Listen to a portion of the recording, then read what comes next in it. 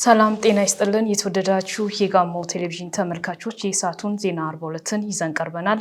ከዜናዎቹ ጋር ፋሲካ ጸጋይ ነኝ። ለሰዓቱ ባሰናዳናቸው ዜናዎቻችን ከሀገር ውስጥ ከውጭ ሀገር እንዲሁም ቢዝነስና ስፖርታዊ ጉዳዮችን አካተናል። እስከ መጨረሻው ድረስ አብራችሁን እንድትቆዩ የአክብሮት ግብዣችን ነው። በቅድሚያም አርዕስተ ዜናዎችን በማስቀደም እንጀምራለን። በኮንስትራክሽን ዘርፍ የሚስተዋለውን ሙስናና ብልሹ አሰራር ለመከላከል ውጤታማና ቀልጣፋ የአገልግሎት አሰጣጥ ስርዓት መዘርጋት ይገባል ተባለ። የአርባ ምንጭ ከተማ በተነቃቃ የማህበራዊና ኢኮኖሚያዊ እድገት ላይ መሆኗን የከተማዋ የቀድሞ ከንቲባዎች ተናገሩ። የማዕድንና ኢንዱስትሪ ዘርፎች መስፈንጠሪያ፣ ዲጂታል ኢኮኖሚ ደግሞ ማስተሳሰሪያ ነው አሉ ጠቅላይ ሚኒስትር ዶክተር አብይ አህመድ። የሚሉትና ከውጪ ታዳጊዎችን ከማህበራዊ ሚዲያ ያገደችው አውስትራሊያ በግዙፉ የቴክኖሎጂ ኩባንያዎች ጫና ውሳኔዋን እንደማትቀይር ገለጸች። የሚሉት ለሰዓቱ የመራረጥናቸው አበይት ጉዳዮቻችን ናቸው። ተመልካቾቻችን አሁን ደግሞ ወደ አጫጭር ዜናዎቻችን እንሸጋገራለን። የኢትዮጵያ ሀገራዊ ምክክር ኮሚሽን የምክር ጉባኤ ለመጥራት ዝግጅት እያጠናቀቀ መሆኑ ተገለጸ። ኮሚሽኑ የምክክር መድረክ እያካሄደ ነው። ዋና ኮሚሽነር ፕሮፌሰር መስፍን አርአያ እንዳሉት ኮሚሽኑ ወደዚሁ ውሳኔ ምዕራፍ ለመሸጋገር መከናወን ያለባቸው ቀሪ ተግባራትን እያከናወነ ነው። ምክክሩ ሁሉንም አሳታፊና አካታች ለማድረግ ለተሳታፊ ልየታ ሰፊ ትኩረት ሰጥቶ ሲሰራ ቆይቷል ብለዋል።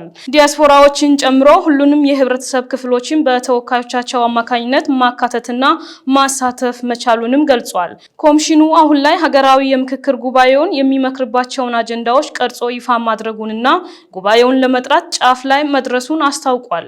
ለዚህም ቅድመ ዝግጅት እያደረገ እንደሚገኝ አመላክቷል። ወደዚሁ ውሳኔ ምዕራፍ ለመሸጋገር መከናወን ያለባቸው ወሳኝ ቀሪ ተግባራት አሉ ብለዋል።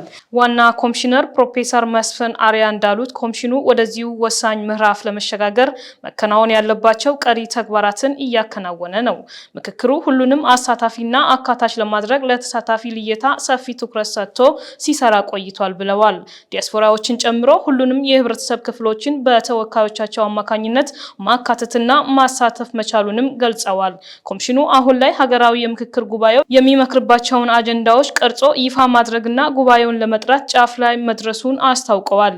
ለዚህም ቅድመ ዝግጅቶችን እያደረገ እንደሚገኝ አመላክተዋል። ወደዚሁ ወሳኝ ምዕራፍ ለመሸጋገር መከናወን ያለባቸው ወሳኝ ቀሪ ተግባራት አሉ ብለዋል። እነኚህም የትግራይ ክልል ህዝብና የተለያዩ ባለድርሻ አካላት አጀንዳዎቻቸውን የሚሰጡበትና በምክክር ጉባኤው ላይ እንዲሳተፉ የማድረግ ቁልፍ ጉዳይ እንደሆነ ጠቅሰዋል። የኢትዮጵያ ዜና አገልግሎት እንደዘገበው ታላቁ የኢትዮጵያ ህዳሴ ግድብ የአባይ ተፋሰስ ሀገራትን የጋራ ተጠቃሚነት እያረጋገጠ መሆኑ ተገለጸ። የውሃና ኢነርጂ ሚኒስተር ዶክተር ኢንጂነር ሀብታሙ ኢተፋ እንዳሉት የኢትዮጵያ የኃይል ማመንጫ ግድቦች የውሃ አስተዳደር በእውቀትና በከፍተኛ ኃላፊነት የሚመራ ነው። ግድቡ ጳጉሜ 4 ቀን 2017 መመረቁን አውስተው ለዘመናት የልማት ቁጭት መልስ የሰጠ ነው ብለዋል። ከግድቡ የሚገኘው ኃይል የኢኮኖሚውን መዋቅራዊ ሽግግር በማሳለጥና ቀጠናዊ የኃይል ትስስርን በማጠናከር ከፍተኛ አስተዋጽኦ እያበረከተ እንደሚገኝ ገልጸዋል። ኢትዮጵያ በቀጠናው የፈጠረችው ከፍተኛ የኃይል ትስስር የአፍሪካን የኢኮኖሚ ውህደት ለማረጋገጥ የራሱን መሰረት መጣሉን ተናግረዋል። ግድቡ የተፋሰሱ ሀገራት የጎርፍ አደጋ በመቀነስና በበጋ ወራት አስተማማኝ የውሃ ፍሰት በማስገኘት ጉልህ ፋይዳ እያበረከተ መሆኑን አስረድተዋል።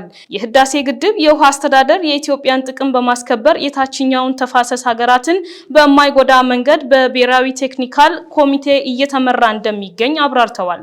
ህዳሴ ግድብ የአባይ ውሃ በተገቢው መንገድ በማስተዳደር የኢትዮጵያንና የታችኞቹን የተፋሰስ ሀገራት የጋራ ተጠቃሚነት እንዳረጋገጠ መጥቀሳቸውን ኢዜአ ዘግቧል። ተመልካቾች አሁን ደግሞ ወደ ዋና ዜናዎቻችን እንሸጋገራለን። በኮንስትራክሽን ዘርፍ የሚስተዋለውን ሙስናና ብልሹ አሰራር ለመከላከል ውጤታማና ቀልጣፋ የአገልግሎት አሰጣጥ ስርዓት መዘርጋት ይገባል ተባለ። የደቡብ ኢትዮጵያ ክልል ኮንስትራክሽን ባለስልጣን ዓለም አቀፍ የጸረ ሙስና ቀንን በማስመልከት በአርባ ምንጭ ከተማ የውይይት መድረክ አካሂዷል። ዘገባው የሽመልስ ፀሐይ ነው። ሲሳይ ማሞ እንደሚከተለው ያቀርበዋል። የባለስልጣኑ ዋና ዳይሬክተር አቶ ባየው ትእዛዙ በወቅቱ እንዳሉት ተቋሙ በክልሉ የኮንስትራክሽን ዲዛይኖችን ያዘጋጃል፣ የክትትልና ድጋፍ ስራዎችንም ያከናውናል ብለዋል። የክልሉ ኮንስትራክሽን ባለስልጣን ተቋም በክልል ውስጥ ያሉ አጠቃላይ የኮንስትራክሽን ስራዎችን በበላይነት የመቆጣጠር፣ የመከታተል፣ የመደገፍ በዘርፉ ያሉ የአቅም ግንባታ ስራዎችን እየለየ ማጠናከርና መስጠት የመሳሰሉ ስራዎች ናቸው። በዋናነት ያው ኢንዱስትሪውን ለተገልጋዮች ወይም ለህዝቡ ምቹና ከብልሹ አሰራር የጸዳና ወጪ ቆጣቢ ጥራት ያለው የግንባታ ስራ እንዲሰራ ጭምር የማድረግ ኃላፊነት የተሰጠው ተቋም ነው። የኮንስትራክሽን ዘርፉም ለሙስናና ብልሹ አሰራር ተጋላጭ መሆኑን ነው አቶ ባየው የገለጹት። ይህን ለመቅረፍ የአሰራር ስርዓትና የባለሙያ ስነ ምግባር ግንባታ ላይ ትኩረት መስጠት ይገባል ይላሉ። ኮንስትራክሽን ኢንዱስትሪው ሰፊ የሰው ኃይል የሚሳተፍበት በተጨማሪም ደግሞ ትልቅ የመንግስትም ሆነ የግሉ ሴክተር ገንዘብ የሚፈስበት ትልቅ የልማት ሴክተር ነው። ከዚህ ጋር ተያይዞ በዚህ ሴክተር አንዱ ችግር ተብሎ የሚታየው ለሙስና ወይም ለብልሹ አሰራሮች ተጋላጭ መሆኑ ነው። መጀመሪያ ሌላውን ለመከላከል ራሳችን ካወቅን በኋላ ደግሞ ለዛ ራሳችን መልካም አገልጋይ ሆነን ጥሩ አገልጋይ ሆነን የሚገባንን ያለምንም ምልጃ ያለምንም የአሰራር ችግር ያለምንም ማንገላታት ወይም ያለምንም ሌሎች ተጨማሪ ፍላጎቶች ሳይኖሩ ህዝብን ለማገልገል በተቀመጥንበት መርህ አገልግሎት መስጠት መቻል አለብን። በመድረኩ የመወያያ ሰነድ በተቋሙ የስነ ምግባር ክትትል ዳይሬክተር ወይዘሮ ባህሯ ደሳለኝ ቀርበዋል። ሰራተኞች በስራ ገበታቸው አለመገኘት፣ ሐሰተኛ ሰነድ አዘጋጅቶ መጠቀም፣ ጉቦ መጠየቅ፣ መቀበልና መስጠትን ጨምሮም ስልጣንን ያላግባብ መጠቀም የዘርፉ ማነቆዎች መሆናቸውን ያመለከቱት። እንዲሁም ደረጃቸውን ያልጠበቁ ግንባታዎች ርክክብ እንደሚደረግ ዳይሬክተሯ ጠቁመዋል። የግንባታ ውሎች ደግሞ ከተቀመጠላቸው ጊዜ እንደሚዘገዩ ጠቅሰውም ላልተከናወነ ስራ ክፍያ እንዲፈጸም ማመቻቸትና ሌሎች የዘርፉ ማነቆዎች መሆናቸውን አብራርተዋል።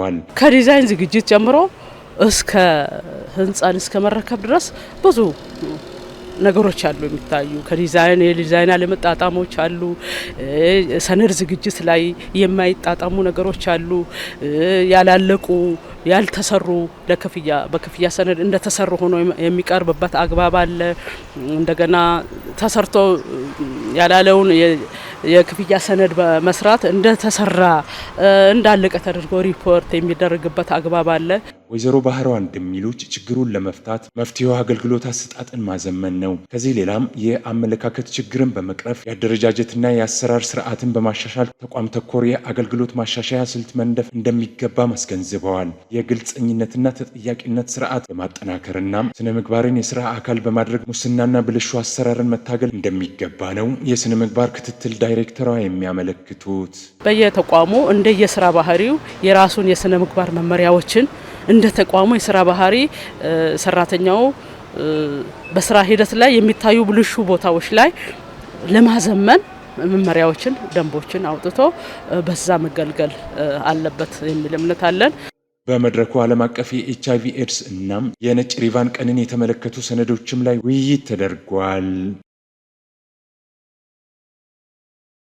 አርባ ምንጭ ከተማ በተነቃቃ የማህበራዊና ኢኮኖሚያዊ እድገት ላይ መሆኗን የከተማዋ የቀድሞ ከንቲባዎች ተናገሩ። ከተማ አስተዳደሩ የሰጣቸው እውቅና መወቃቀስን በማስወገድ ትብብርን የሚያጸና መሆኑን አመላክተዋል። ፍሬው አበበ ተጨማሪ አለው። የአርባ ምንጭ ከተማ ህዝብ ምክር ቤት የሁለተኛ ዙር መርሃ ግብር 13ኛ ዓመት የሥራ ዘመን 36ኛ መደበኛ ጉባኤውን አካሂዷል። የከተማ አስተዳደሩን ከ1995 ጀምሮ ላገለገሉ 13 የቀድሞ ከንቲባዎች እውቅና ሰጥቷል። እውቅናውን ያገኙት አቶ ወንድሙ ወይዴ፣ አቶ ዴማ ኩማ፣ አቶ ዳሮት ጉማ፣ አቶ ሳዲቅ አሲሜ፣ አቶ ጢሞቴዎስ ጥበቡ፣ አቶ ጣሰው ጨቾ፣ አቶ ታደሰ ዳታ፣ አቶ አበበ ዳርሳ፣ አቶ ሽመልስ ታደሰ፣ ዶክተር ኤዞ አማቆ፣ አቶ ሰብስቤ ቡናቤ፣ አቶ ማርቆስ ማቴዎስና አቶ ገዛኸኝ ጋሞ ናቸው። አርባ ምንጭ ከተማን ከ2003 እስከ 2004 በከንቲባነት የመሩት አቶ ታደሰ ዳታ እንደሚገልጹት ከተማዋ በተነቃቃ እድገት ላይ ትገኛለች። ከተማዋን የትኩረት ማዕከል ካደረጋት የቱሪዝም ሀብቶች ባሻገር ህብረተሰቡ ይዞ ያቆየው የሰላም እሴት ዋነኛ መሆኑን ጠቁመዋል። እንዲሁም በግል ባለ ሀብቶችና በመንግስት የተከናወኑ የልማት ስራዎች ተጠቃሽ መሆናቸውን ነው ያስረዱትም። እውቅናው ለኔ ስለተሰጠኝ ብቻ ሳይሆን አርባ ምንጭ ከተማ እኔ በምንበራበት ዘመንና አሁን በደረሰበት ያለውን የልማት የእድገት ሁኔታ ሳይ እጅግ የሚያስደስት ሆኖ ነው ያገኘሁት። እንደሚታወቀው አርባ ምንጭ ከተማ ውብ የሆነ ተፈጥሮ እግዚአብሔር የቸረው ከተማ ነው። ከተማው ብቻ ተፈጥሮ የሰጠው ተራራው፣ ሐይቁ፣ ምንጩ ብቻ ሳይሆን ጋሞ ህዝብ እንደ ህዝብ አርባ ምንጭ ህዝብ በሀገር ደረጃ ስናይ የሰላም ተምሳሌት ሆኖ ባህሉ ለሰው ልጆች ቀርቶ ለእንስሳት የሚመች ህዝብ ነው። ከዛ አንጻር አሁን ከተማው ላይ ያለው የልማት እንቅስቃሴ ለሰው ልጅ ለመኖሪያነት ለሰው ልጅ ለመዝናኛነት እጅግ ምርጥ ሆኖ ነው ያገኘሁት። በምክር ቤቱ ዋና አፈ ጉባኤ ሆነው የተሰየሙት አቶ ሽመልስ ታደሰ አርባ ምንጭ ከተማን ለ3 ዓመት መርተዋል። የከተማ አስተዳደሩ ቁጭትን በሚሽር መልኩ የልማት ስራዎችን እያከናወነ ነው ይላሉ። አርባ ምንጭ ከተማ እንደ አገር ልዩ ትኩረት የተሰጣት ከተማ ናት። በጣም ልዩ መገለጫዎቿ በርካታ ናቸው። የሰላም አምባሳደር የሰላም ከተማ ከመሆኑ አንጻር ይሄ በጣም ለየት የሚያደርጋት ጸጋ ነው። ጸጋን በመለየት በማወቅ እኛ ትንሽ እሴት መጨመር ነው የሚጠበቅብን። በቃ በርካታ የቱሪስት መስህብ የሆኑ ነገሮች አሉ። እነዚህን መስህቦች ላይ ለቱሪስት ጥሩ መዳረሻ አድርጎ ከመስራት አንጻር የተጀመሩ በርካታ ነገሮች አሉ። ከግሉ ሴክተርም ጀምሮ አሁን ደረጃቸውን የጠበቁ ሆቴሎች ኢንተርናሽናል ደረጃ የጠበቁ የግል ሎጆችም ሆቴሎችም እየተገነቡና አገልግሎት እየሰጡ ከመሆኑ አንጻር ቱሪስት የሀገር ውስጥም የውጭም ቱሪስቶች ቁጥር በየጊዜው እየጨመረ ነው የመጣው። ይሄ ማለት የቱሪዝም ኢንዱስትሪው እየተስፋፋ የግሉም ሴክተር ምን መስራት እንዳለበት በመንግስትም እየተደገፉ እየተቀናጀን ከመስራት አንጻር ነው። አርባ ምንጭ ከተማ አስተዳደርን ለ2 ዓመታት ከንቲባ ሆነው ያገለገሉት አቶ ሰዲቅ አሲሜ በበኩላቸው ለተሰጠው እውቅና ምስጋና አቅርበዋል። ለቀጣይ ትውልድ ትምህርት የሚሆን የትብብርና የመከባበር ባህልን የሚያሳድግ መሆኑን ነው የሚናገሩት። ከተማ አስተዳደሩ ለቀድሞ ከንቲባዎች እውቅና መስጠቱ ከመተቻቸት ወጥቶ በትብብር የመስራት ባህልን ያሳድጋልም ብለዋል። ሰርቶ ያለፉ ሰዎችን ማመስገን፣ እግዚአብሔር ይስጥልኝ ማለት፣ እውቅና መስጠት ከኋላ የሚሰራውን ትውልድ በቀናነት እንዲያገለግል በተነሳሽነት እንዲያገለግል ለካ ሰርቶ ማለፍ እንዲታወስ ያደርጋል፣ እንዲነሳሳ የሚያደርግ ስለሆነ ሰርተን ያለፍን ሰዎች ከመተቻቸት ክፉ ጎናችንን አንስተን ከማውራት አንዳችን ስለሌላችን የኮሰሰ ነገር ከማውራት ይልቅ ትንሽም ብትሆን መልካም ስለተሰራችውን አንስተን እንድንመሰጋገን ይሄ ለውጥ ነው፣ እድገት ነው። ሌሎች ሰዎችም እንዲነሳሱና በቅንነት እንዲያገለግሉ ስለሚያደርግ የቆየ ነውና ወደ ኋላ አስታውሶ ሰርተ ያልፋልና ብሎ ጠርቶ ሲያስታውሱኝ በጣም ደስ ብሎኛልና ይሄ ልምድ ቢሆን ጥሩ ነው። የአርባ ምንጭ ከተማ አስተዳደር ከንቲባ ዶክተር መስፍን መንዛ በበኩላቸው ከተማዋ አሁን ካለችበት ደረጃ እንድትደርስ የቀድሞ አመራሮች አሻራ ጉልህ እንደነበር ያስታውሳሉ። ይህንንም መሰረት በማድረግ ከተማ አስተዳደሩ እውቅና መስጠቱን ነው የሚገልጹትም። የተቋም ግንባታ በጣም አስፈላጊ ስለነበር ተቋማትን ገንብተናል። ከዚህ በኋላ ደግሞ ጠንካራ አመራር መመደብ ነበረብን። ከተማችን የፈርጅ እድገት አግኝታ ሪጂዮፖሊ ከተማ እውቅና ዛሬ አግኝተናል። ከዚህ በፊት ተሰጠ ቢሆንም እንግዲህ በገሃድ እውቅናው ተሰጥቶናል። ከዚህ ጋር ተያይዞ አዲስ አደረጃጀቱን ቀርቧል። የክፍለ ከተማ የቀበሌ አደረጃጀት ቀርቧል። በዚህ ሂደት ውስጥ ደግሞ አርባ ምንጭ ዛሬ ለደረሰችበት ደረጃ ያበቁ ከምንም አንስተው ከሽግግር ጊዜው ጀምሮ እስከ ዛሬ ድረስ አሁን ለደረሰበት የመሩ ባለውለታዎችን የቀድሞ ከንቲባዎችን 13 የሚያክሉ በዚህ ሂደት ውስጥ ያለፉ ከንቲባዎችን ስናመሰግን ሁል ጊዜ አሻራችሁ አኑራችኋል። እናንተም አሁን የጀመራችሁ ነገር እውን እየሆነ ነው። ለአርባ ምንጭ ከተማ እድገት አስተዋጽኦ ላበረከቱና በጋሞ ዞን ለህብረተሰቡ ታላቅ አሻራን ያሳረፉ ግለሰቦችን የሚዘክር ተግባር እንደሚከናወንም ነው ከንቲባው ያመለከቱት። ፊታውራሪ አእምሮ ስላሴ አበበ የዚህ ከተማ ቀያሽ መሐንዲስ ናቸው። በነገራችን ላይ ከጨንቻ ከተማው እዚህ ወርዶ እንዲደራጅ እንዲቋቋም ሲያስቡ ይሄ ዙሪያ ያለው ጸጋ ሁሉ በዚህ ልክ 40 ሚሊዮን ልታድግ እንደምችል ታይቷቸዋል ብያለሁ ቀድምም አሁን ደግሜ የሚለው ይሄን ቃል ነው። ስለዚህ እኝንም ባለውለታ የሚያስብ ክቡር ዶክተር አመኑ አዳሙ እንደገና ደግሞ ክቡር ጋሽ አሰፋ ጨቦ የአገር ባለውለታ የዞናችን የከተማችን ባለውለታ ናቸውና ሌሎችም እንደዚሁ ማስታወስ ያስፈልጋል ብለን ከምክር ቤት አሳይመንት ተቀበለናል። እያሰብን ያለ መጣ ነው። በስማቸው ለየት ያለ ነገር መስራት እንዳለብን ይገባናል።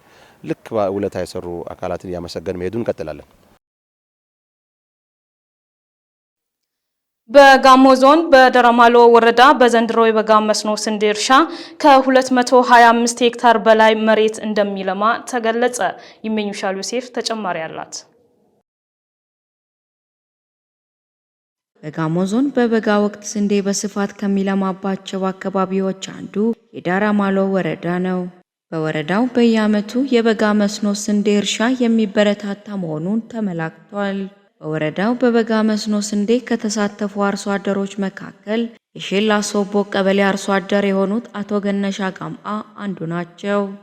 በአካባቢው የበጋ መስኖ ስንዴ ልማት ፈርቀዳጅ መሆናቸውንና የዘንድሮ ስንዴ ሰብል ከአምናው የተሻለ መሆኑን አርሶ አደሩ ይናገራሉ።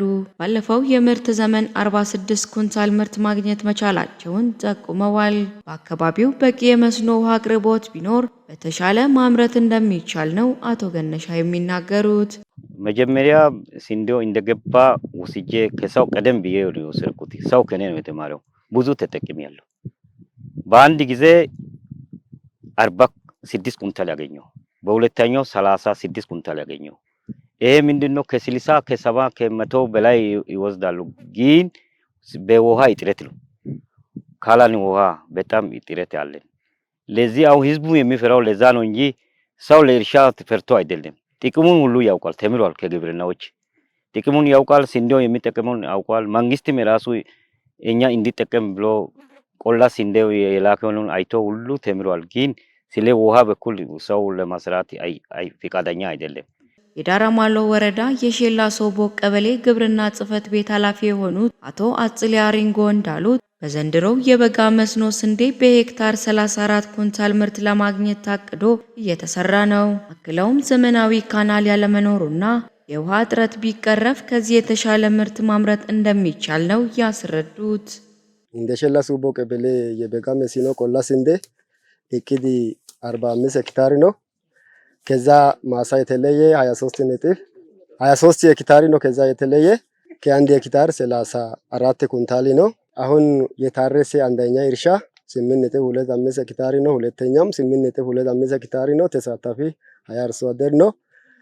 ሶስተኛ እርሻ ያው የተዘራ ማለት አንድ ሄክታር ነው። ተሳታፊ አንድ አርሶ አደር ነው። አርሶ አደሩ ደግሞ የመንግስትን ተልዕኮ ለመውሰድ የባለሙያዎችን ትምህርት ምክር ሀሳብን ለመቀበል ብቁ ናቸው፣ ጥሩ ሰዎች ናቸው። ስለዚህ አሁን ለኛ ችግር ዋና ማነቆ የሆነው ዘመናዊ ካናል አለመኖሩ ችግር ለኛ ሆኗል። የወረዳው የግብርና ጽሕፈት ቤት ኃላፊ አቶ አምሳያ ጾሎ በበኩላቸው በወረዳው በዘንድሮ የመኸር እርሻ በሁሉም የሰብል አይነቶች 15470 ሄክታር ማሳ ለማልማት ታቅዶ ከ15700 በላይ ሄክታር ማሳ እንደሆነ ጠቁመው ያም ከእቅድ በላይ መሆኑን ነው ያስረዱት። ባለፈ ከመኸር አፈጻጸም ጋር ተያይዞ እቅዳችን ሙሉ በሙሉ 100% እና ከዛ በላይ አቺቭ ያደረግንበት ሁኔታ አለ። እቅዳችን 15707 ሄክታር ሲሆን እኛ የፈጸምነው 15749 ሄክታር እቅድ ሆኖ 15707 ሄክታር 101.5% አቺቭ አድርገናል። ያም ደግሞ በሁሉም ሰብሎች ሁሉንም ሰብሎችን ያካተተ በእርሻ ዘርፍ ላይ የተሰሩ ስራዎች ናቸው እነዚህ። ከዛ ጋር ተያይዞ ከእርሻ ዘርፍ ሳንወጣ አሁንም ከዚህ ከመስኖ ጋር ተያይዞ የሚሰሩ ስራዎች አሉ፣ እየተሰሩ ያሉ ስራዎች አሉ በመደበኛ መስኖና በበጋ መስኖ። የወረዳው የግብርና ጽሕፈት ቤት ምክትል ኃላፊ ወይዘሮ ውቢት ከድር እንዳሉት የምርት ጥራት ከአምናው ዘንድሮ የተሻለ መሆኑን ተናግረዋል። የበጋ መስኖ ስንዴ 1.5 ሄክታር በሼላ ሶቦ ቀበሌ ላይ መዘራቱን ገልጸው በቀጣይ የዘር ብዜት ዘመቻው ተጠናክሮ እንደሚቀጥል ጠቁመዋል። በጋ መስኖ ስንዴ እንደ ወረዳ በሄክታር 34 ኩንታል ለማግኘት አቅደን እየሰራን እንገኛለን። በዚህ ሰዓት 1.5 ሄክታር ሸላ ሶቦ ላይ ተዘርቶ ይገኛል። እንግዲህ ጅማሬው በጣም የተስተካከለ ነው። ቀጥሎ በባለሀብትም በአርሶ አደርም ለመዝራት 30 ኩንታል አሁን አስገብተናል ዘር። በጋሞ ዞን የመንገድ ትራፊክ አደጋን ለመቀነስ የአሽከርካሪዎች ብቃት ማሻሻል ላይ ትኩረት ተደርጎ እየተሰራ መሆኑ ተገለጸ። ኢሻ የአሽከርካሪዎች ማሰልጠኛ ተቋም ዲጂታል የማሰልጠኛ ሲሙሌተር ማሽን ስራ አስጀምሯል። የፍሬው አበበን ዘገባ የአብናክነሽ ተረፈ እንደሚከተለው ታቀርባለች። የጋሞ ዞን ትራንስፖርትና መንገድ ልማት መምሪያ ኃላፊ ተወካይ አቶ ወጋየው አኪሞ እንደገለጹት በዞኑ የትራፊክ አደጋ እየጨመረ ነው። ምክንያቱ ደግሞ የአሽከርካሪዎች ብቃት ማነስና ስነ ምግባር ጉድለት መሆኑን ነው ተወካዩ የገለጹት። ለመፍትሄው መምሪያው ከአሽከርካሪዎች ማሰልጠኛ ተቋማት ጋር በቅርበት እየሰራ ይገኛል ብለዋል። ስራ የጀመረው የማሰልጠኛ ሲሙሌተር የአሽከርካሪዎችን ብቃት በማሳደግ ረገድ ጉልህ ሚና እንዳለውም ነው ያመላከቱት። በተቀረጹ የማሰልጠኛ ተቋማት በተደራጀ የትምህርት አሰጣጥ የስልጠና አሰጣጥ አገልግሎቶች በተሳለጠ መልኩ እንዲሰጡ የተደረገና በተለይ የትራፊክ አደጋ መነሻ የሆኑ ችግሮች የመጀመሪያውን ደረጃ የሚይዘው የአሽከርካሪዎች ብቃት ጉዳይ ስለሆነ በዛ ላይ ልዩ ትኩረት ተሰጥቶ ስልጠናዎች በተደራጀ አግባብ መሰጠት ስላለባቸው እንደ ዞን የተሰሩ ያሉ ስራዎች አሉ። እንደ ክልልም እንደ ሀገር አቀፍ የተሰሩ ያሉ ስራዎች አሉ። ከነዚህ ስራዎች መካከል አንዱና ትልቁ ደግሞ እንደ ዞናችን በአርባ ምንጭ ከተማ ወደ 5 የሚጠጉ ማሰልጠኛ ተቋማት በተለይ አሽከርካሪዎች ማሰልጠኛ ተቋማት ተከፍተው አገልግሎት እየሰጡ ይገኛሉ። ከነዚህ መካከል አንደኛው የትራፊክ አደጋን ሞር ለመቀነስ እየተደረገ ካለው እንቅስቃሴ መካከል የምንጠቅሰው አንደኛው ዛሬ ላይ የኢሻ አሽከርካሪዎች ማሰልጠኛ ተቋም ዘመኑ የደረሰበትን አገልግሎት ለእጩ አሽከርካሪዎች ስልጠና በሚሰጥበት ሰዓት ላይ ለመስጠት የሚያስችል ዘመናዊ ሲሙሌተር ወይም የአሽከርካሪዎች መለማመጃ ማሽነሪ በማምጣት ይሄንን ዛሬ መርቀን ወደ ስራ አስገብተናል። በዚሁ መልክ ሌሎችም ደግሞ እንደዚሁ በዞናችን ይሄ ሁለተኛው ሲሙሌተር ሆኖ ነው ዛሬ ያስመረቅነውና በዚሁ ልክ ሌሎችም ማሰልጠኛ ተቋማት ደግሞ ስራዎችን እየሰሩ የተሻለ ስልጠና ብቃት ያላቸውን አሽከርካሪዎችን በዞናችንም እንደ አካባቢያችን ለማፍራት የሚያስችል ደረጃ ላይ ዛሬ ላይ እንገኛለን። በመምሪያው የአሽከርካሪ ተሽከርካሪ ብቃት ማረጋገጫ ዳይሬክተር አቶ ዳዋ ቦሮ በበኩላቸው በዞኑ 5 ማሰልጠኛ ተቋማት መኖራቸውን ገልጸዋል። ኢሻ የአሽከርካሪዎች ማሰልጠኛ ስራ ያስጀመረው ሲሙሌተር በዞኑ የሚገኙ ዘመናዊ የአሽከርካሪዎች ማሰልጠኛ ቁጥርን ያሳድጋል ብለዋል። አደጋን ለመቀነስ እንደሚያግዝም ነው ያመላከቱት።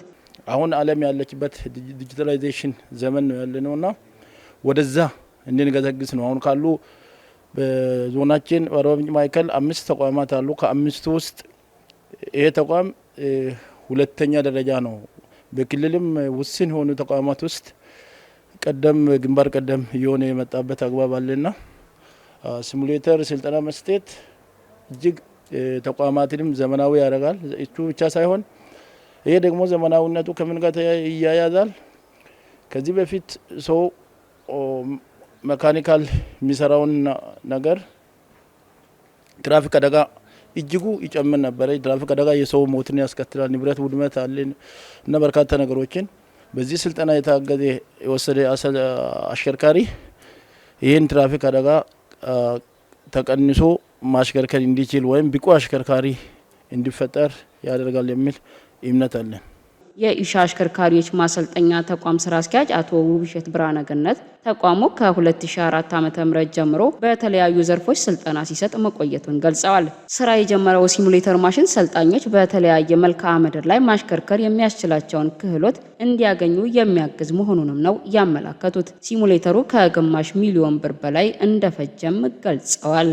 ኢሻ በ2004 የጀመረው ስልጠናውን ማሰልጠን የጀመረው በ2004 ነው። ይሄ ሲሙሌተር አሽከርካሪዎች ውጭ ወጥተው ተሽከርካሪ ጋር ብዙ አደጋዎችንም ከመቅረፍ አንግል በጣም ጠቀሜታ አለው። አንዱ ምንድነው እዚህ ጋር እንደ ኖርማል መኪና ነው ማለት ያው መሄድና ሄድ እንጂ ኖርማል መኪና ሲስተም ውስጥ ያለ ነገር ነው። እዚህ ጋር ስተትን ያረምባል። እዚህ ጋር ፐርፌክት ነው ከሄድክ በኋላ ኖርማሊ ወደ ዋናው መኪና ላይ ስትገባ ግርግር አይፈጥርብህም። ምንም ነፃ ሆነን የምታሽከረክረው። ሲቀጥል ደግሞ ፉል ኮንሰምፕሽንም ይቀንሳል። አንድ ምንድነው እዚህ ጋር የወሰደውን እንትን እዛ ጋር ብዙም እንትን አይለው ወዲያው ቀሎት የሚያሽከረክርበትን ነገር ነው የሚፈጥርበት ማለት ነው። ዘገባው የባልደረባችን ፍሬው አበበ ነው። የማዕድንና ኢንዱስትሪ ዘርፎች ማስፈንጠሪያ ዲጂታል ኢኮኖሚ ደግሞ ማስተሳሰሪያ ነው ሲሉ ጠቅላይ ሚኒስትር ዶክተር አብይ አህመድ ገለጹ። ደግሰው በቀለ ተጨማሪ አለው። የኢፌዴሪ ጠቅላይ ሚኒስትር ዶክተር አብይ አህመድ በመደመር መንግስት እይታ የዘርፎች እምርታ በሚል መሪ ሐሳብ ለብልጽግና ፓርቲ ከፍተኛ አመራሮች በሰጡት ስልጠና ላይ እንደተናገሩት የማዕድን ዘርፍ ፈጣንና ከፍተኛ የውጭ ምንዛሬ በማምጣት ለማስፈንጠር ያግዛል። ዘርፉ አጠቃቀምን በእውቀትና በታቀደ መንገድ ጥንቅቅ ያለ ስራ መስራት እንደሚጠይቅ ጠቁመዋል። ኢትዮጵያ የጋዝ፣ የማዳበሪያ፣ የመስታወትና የኤነርጂ ሀብቷ የተከበረች ሀገር እንደሚያደርጋት ገልጸው የውጭ ምንዛሬ ፍላጎትን ለማሟላት ወሳኝ መሆኑን አመላክተዋል። በፍቃድ አሰጣጥ ረገድ ከፍተኛ ጥንቃቄ እንደሚያስፈልግም አስገንዝበዋል። የኢንዱስትሪ ዘርፍ ገቢ ምንጮችን መተካት፣ ወጪ ንግድና ሌሎች ዘርፎችን የሚያግዝ ግብዓት ማምረት የሚሉ 3 ዓላማዎች እንዳሉት ጠቁመዋል።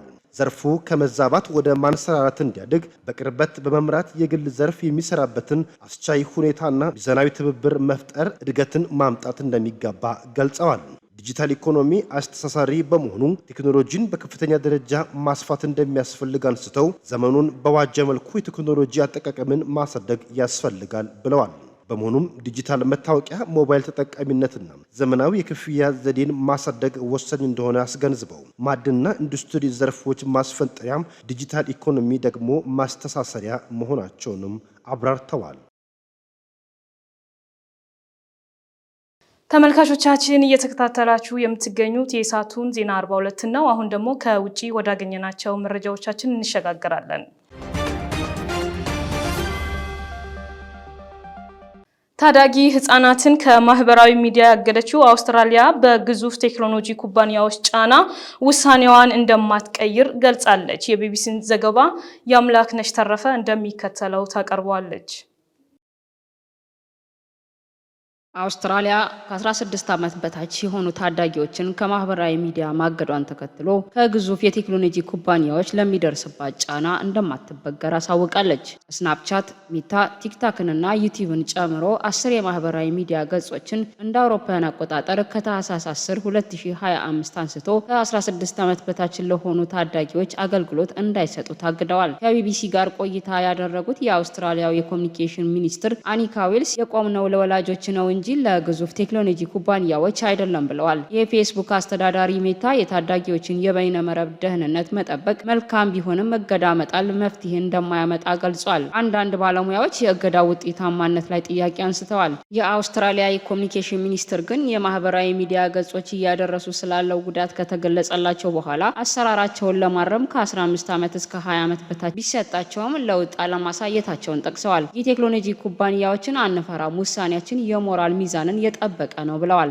ልጆቻቸው ደህንነታቸው እንዲጠበቅ የሚሹ ወላጆች የሰጣቸው ማበረታቻ በአቋማቸው እንዲጸኑ ማድረጉንም ጠቅሰዋል። የመንግስታቸው ውሳኔ ብዙ ሀገራትን እንዳስቀና ጠቅሰው ተመሳሳይ እርምጃ መውሰድ ለሚፈልጉ ሀገራት ተሞክሯቸውን ለማካፈል ዝግጁ መሆናቸውንም ገልጸዋል። የመጀመሪያው አገር በመሆናችን ደስተኛ ነን። ተመሳሳይ ውሳኔ ማሳለፍ የሚፈልጉ ሀገራትን ማገዝ እንፈልጋለንም ብለዋል። የአሜሪካው ፕሬዝዳንት ዶናልድ ትራምፕ የሀገራቸውን የቴክኖሎጂ ተቋም የሚጎዳ ሀገርን እንደማይታገሱ ገልጸዋል። ገልጸዋል። አውስትራሊያ በማህበራዊ ሚዲያ የጣለችውን እገዳ ያረቀቀው ተቋም ኮሚሽነር በአሜሪካ ምክር ቤት ተገኝተው ቃላቸውን እንዲሰጡ ተጠይቋል። አሜሪካ በጉዳዩ ላይ አስተያየት መስጠት ብትችልም አውስትራሊያ ግን ግቧን ከማሳካት እንደማትዘናጋ ሚኒስተሯ ገልጸዋል። ኃላፊነታችን ከአውስትራሊያውያን ግብር ከፋዮች ነው። ለህዝብ ፖሊሲ የምናወጣው እነሱ በሚከፍሉት ገንዘብ ነው ብለዋል። አውስትራሊያ እርምጃውን በመውሰድ ቀዳሚ አገር በመሆኗ የማህበራዊ ሚዲያ ተቋማት እገዳው ሊያስፈራቸው እንደሚችል እንደሚገነዘቡም አልሸሸጉም።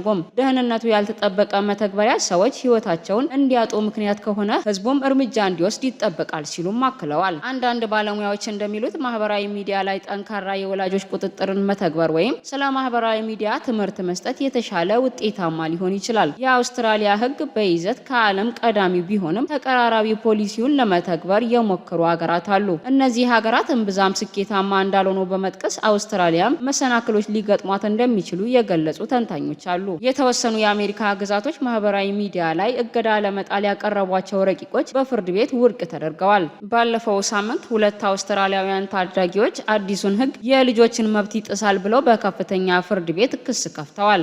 አውስትራሊያ በማህበራዊ ሚዲያ ላይ እገዳ ስትጥል የጌም መጫወቻ መተግበሪያዎችን ችላ ማለቷም አስተችቷታል። የኮሙኒኬሽን ሚኒስትሯ እንደ ሮብሎክስ ያሉ ጌሞችንም ጉዳይ እየተመለከተን ነው፣ ደህንነታቸው የተጠበቀ እንዲሆን እርምጃዎች ይወሰዳሉ ብለዋል። በቀጣይ 2 ዓመታት የሀገሪቱ መንግስት እገዳው ላይ ግምገማ ያደርጋል። እገዳው ሲተገበር መደነቃቀፍ መፈጠሩ ባይቀርም በጊዜ ሂደት ማህበራዊ ሚናው የጎላ እንደሚሆን ያምናሉ። ከ18 ዓመት በታች ያሉ ታዳጊዎች መጠጣት ባይፈቀድላቸውም አንዳንዶች ህጉን ጥሰው ይጠጣሉ። ቤተሰቦቻቸው የሚያበረታቷቸውም አሉ። ይሄ ማለት ግን ከ18 ዓመት በታች ያሉ ታዳጊዎች መጠጥ እንዲጠጡ መፍቀድ አለብን ማለት አይደለም ሲሉም በምሳሌ አስረድተዋል። 3 ልጆቻቸው ስክሪን ላይ የሚያሳልፉትን የቆይታ ጊዜ እንዲሁም የሚጠቀሟቸውን የማህበራዊ ሚዲያ ገጾች እንደሚከታተሉ ሚኒስተሯ ሳይጠቅሱ አላለፉም። ህግ አውጪ እንደመሆኔ ውሳኔ ለኔም ለልጆችም ይሆናል። አልጎሪዝሙን መቆጣጠር ስለማይቻል እገዳው አስፈላጊ ነው። ዘገባው የቢቢሲ ነው። ተመልካቾቻችን ስትከታተሉ የቆያችሁት የሰዓቱን ዜና 42 ነው። ከማገባደዳችን አስቀድመን አርዕስተ ዜናዎችን በድጋሚ እናሰማችኋለን።